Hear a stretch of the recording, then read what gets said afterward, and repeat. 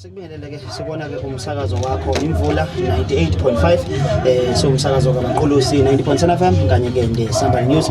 sikhona ke endaweni ke yaSondini ke namhlanje njengoba ke uhulumeni wesifundazwe saKwaZulu-Natal bamsana ke nomnyango wezobuciko kanye ke nezamasiko kusona ke isifundazwe saKwaZulu-Natal bese ngatheke ezemidlalo lapho khona ke bathi ke KZN Premier Cup njengamanje ke sinomama ke uMamkhize esimazi kakhulu ke njengomengameli noma nje umholi ke walo ke iqembu yamkhona ke sizokwazi ukuthi ke sibe nengxoxo naye ke namhlanje sibonile ukuthi ke zakhe ngempela bezihamba phambili ke njengoba bethoneke neqembu ke lamaZulu ngaloko sona namhlanje mama uMamkhize siyathobeka sikubingelele sikwamukele emsakazweni namhlanje. Ngicela ukubingelela abalandeli ngiphinde ngibingelele nani ngithi ngiyathokoza ukuthi ngibe nani namhlanje. Mamkhize siyabona ukuthi usuku lanamhlanje luthela oba impumelelo kuthini kuwena ikakhulukazi na ubona iqembu lakho lingcenye yalomcimbi wezemidlalo namhlanje. Ake ngiqale before ngisho ukuthi kuthini mina ngeke ngibonge abaphathi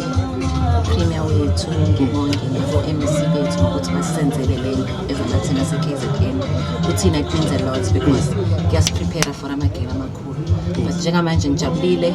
I think umdlalo oqala lo selokhu iqalile league onama goals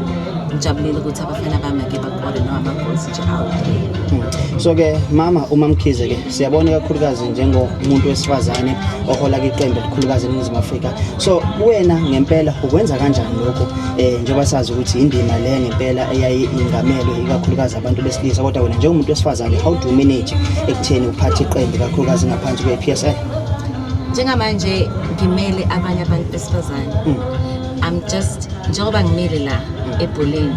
ngithi bona abantu besifazane sokumanize kuyenzeka possible but into a problem ukuthi thina njengoba sila manje asinabo abantu esasibukela kubona kunzima ngoba umuntu wesifazane mengabe sebholeni kufanele noma ikuphi if ufika ku-territory abantu besilisa kufanele ngaso sonke isikhathi uhlezi ufake i-effort so mina ngidecide ukuthi ngizofika nokuhlukile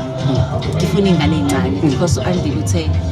ufuna ingane encane ezingaziwa asinikeze opportunity ukuthi sithi showcase talent so kusho ukuthi njengoba ke lemidlalo Mamkhize ithi yafika la undini siyabona ukuthi kunabadlali abasafufusa so ngizokwazi ukuthi niyole bakunikeze ithuba ukuthi bakwazi nabo ukuthi bakhule kusasa babe yilabadlali abakhona ke njengamanje.